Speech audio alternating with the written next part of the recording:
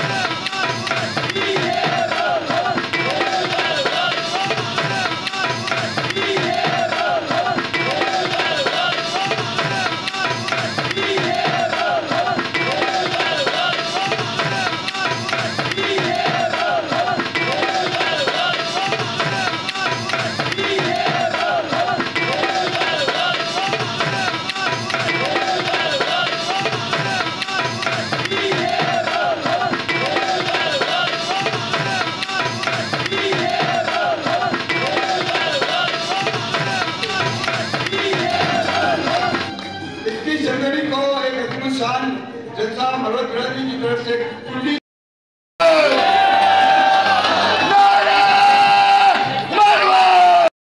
अपनी जगहों पर थोड़ी देर में हम बाकायदा प्रोग्राम का आगाज शुरू करेंगे।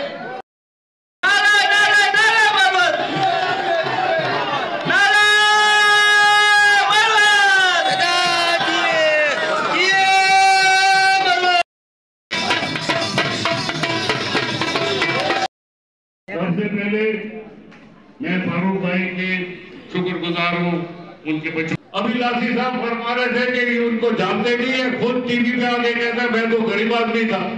गरीब होना को बुरी बात नहीं है, गरीब इज्जतदार होता है। पर मुझे ये जादू बताओ कि 6-7 साल में तुम गरीब से डिफेंस में कैसे पहुंच गया? ये कौन सा जादू है? मैं भी 15 दफा वजीर रह चुका, मुझे कोई जादू समझ में नहीं आया। माल कमाया, बस इलाकों को बर्बाद करके रख दिया।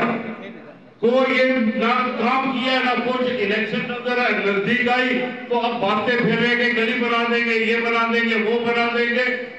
7 साल तुम्हें याद नहीं आए, हम याद आए। और बिजली का निजाम, कभी बिजली के दफ्तर में गए ही है दोनों भाई।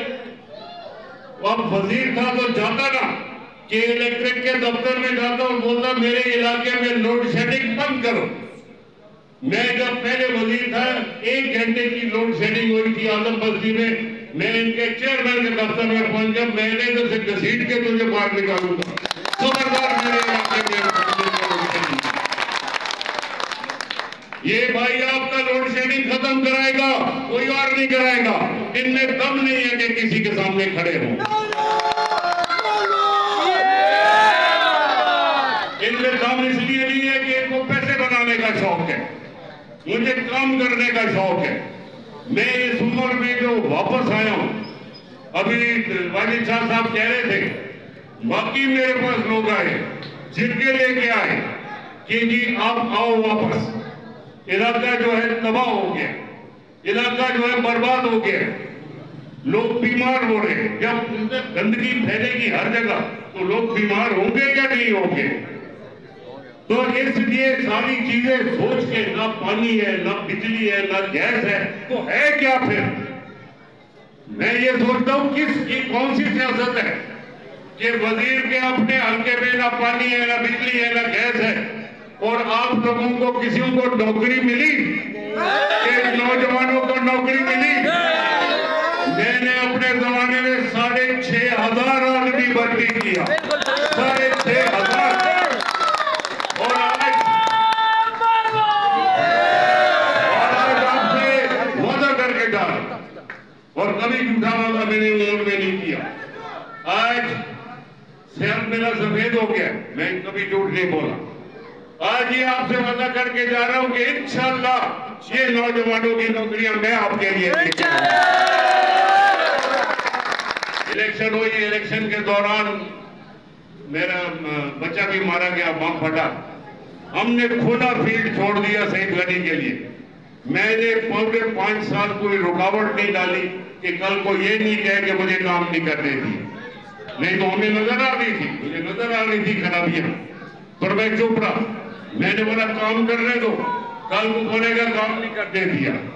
5 साल खत्म होने के बाद मैंने बात शुरू की है कि तुम लेके आओ रिकॉर्ड कि तुमने इस दौरान वजारत, बड़ी बड़ी वजारतें रखी हैं, बड़ी बड़ी वजारतों से बड़े बड़े बंगले आ गए हैं, बड़ी बड़ी वजारतों से बड़ी बड़ी गाड़ियां आ गई हैं, पर इलाके का जो हाल है वो आपके सामने। तो फकीर बुझाए दोस्तों, यहाँ पे काउंसलर था, अल्लाह उसकी बख्शिश करे, वो मेरे पास आया और क्या कि जी यहाँ पे रेलवे वाले एनओसी नहीं देते बिजली के लिए। आप लोगों को, आपको वेहिकल पैदा भी नहीं हुए थे उस जमाने में, और हम लोग गए, याद है, और मैं गया और इस इलाके के लिए एनओसी लेके आया, जो बड़ा ही टेढ़ा मामला था, पर वो एनओसी आई और इस इलाके में पहली दफा बिजली है। मुझे एहसास है कि इस इलाके में पानी की सियासत हो रही है। जो लोग भाईजान के साथ नहीं चलते उनको पानी नहीं मिलता, और ऊपर से आजकल जो नया फैशन है धमकियां देने का, धमकियां देते इधर लोगों को, ओ भाई मैं खड़ा हूं ना, 70 साल का बूढ़ा आदमी, मुझे देना धमकी, मैं तुम्हारे कपड़े मुझे धमकी की, किसी भाई के लाल में हिम्मत है तो दे मुझे धमकी। ऐसे किसी गरीब बेचारे को सड़क पर देख लेते तो उसको धमकी देते। और आप मेरी बात सुने, अगर किसी को धमकी भी दी तो जब वो वोट डालने जाएगा उसका वोट को वहां डालेगा जहां उसका दिल जाए, ना कि किसी के घर से वो वोट देगा। उस वक्त उसके अल्लाह को पता है और उसको पता है कि किसको वोट डालना है। कोई किसी से डरने की जरूरत नहीं है भाइयों।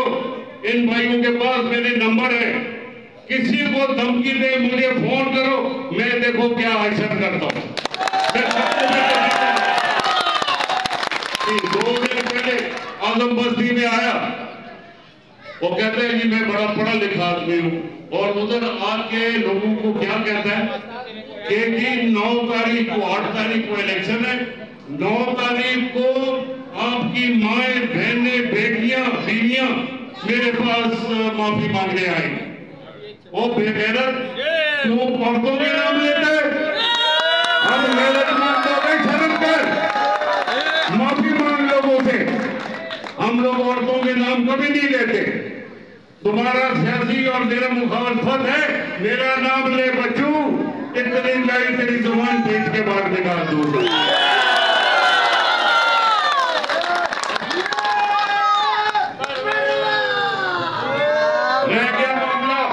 रह गया मामला पानी का, गैस का, और ये जो आपकी जो नालियां इधर बह रही है, नाले बह रहे हैं, ये मैं आपको ठीक करके दूंगा, ये सारी उम्र नहीं ठीक कर सकते। ये इसलिए ठीक नहीं कर सकते कि मैंने इनको एक लक़ब दिया हुआ। लक़ब यह है कि एक भाई वजीर, दूसरा भाई पैदा नहीं।